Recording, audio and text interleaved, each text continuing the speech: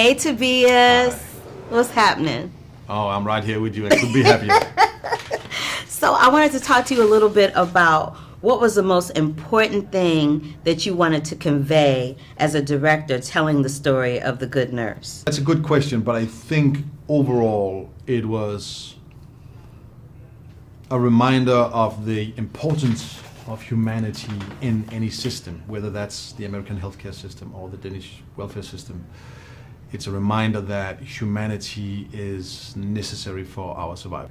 Like I said earlier, I'm a fan of true crime, not a fan of serial killers. So I was just wondering if you have a true crime fetish, and if so, what's your favorite true crime lane to fall into to enjoy and watch? I don't have. I'm not a huge fan. I've seen a lot of shows based on true stories. Mm-hmm. I think that once in a while the true crime genre gets a little too obsessed with the darkness. Mm. I think we as storytellers have a responsibility to find a reason to enter the darkness. In this case, Amy was that reason. Mm-hmm. I don't think the fascination with the darkness is enough. But I will say that one of the first pieces of true crime I ever came upon was In Cold Blood by Truman Capote. Oh, I love that and, one. And the movie is great. The book that he wrote is even better. And that's all about finding society and systematic reasons to these crimes happening. And that was a great reason to tell that story. So basically, I am a huge fan of all good storytelling.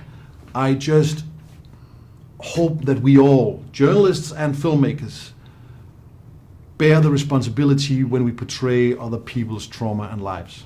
That's a very good point to make, actually. That's an excellent point to make.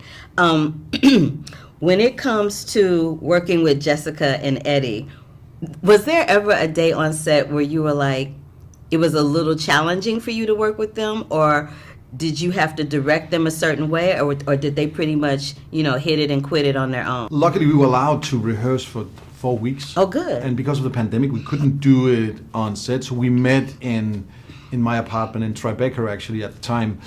And we would just have tea and rehearse the scenes again and again and again, which gave it this quality that we really felt ready. We felt like we had turned every small stone when we got on set. So when we came there, we could set it free. So I never found it difficult. I mean, it's two of the best actors in the world. Listen. It made my job pretty easy because I was just by the monitor, and trying to, if I needed anything, I would just ask for different versions. It was all qualified material. Mm-hmm. It was just a question of making small adjustments. Mm-hmm. And then being, to help them and remind them of what we had rehearsed. But they both had it locked pretty well in when we got to set. When you met Amy, what was the one part of your conversation that struck you to your core in preparing to do this film? The surprising and the shocking thing about meeting Amy was that she insisted on her friendship with Charlie. Mm. She insisted that the friendship was real, that her friend Charlie was one person and the killer was a different person. And that perspective made me understand the story much better. But that was the biggest takeaway. And I have to ask it, I just have to ask it, the next time you see an IV pole, are you going to be running?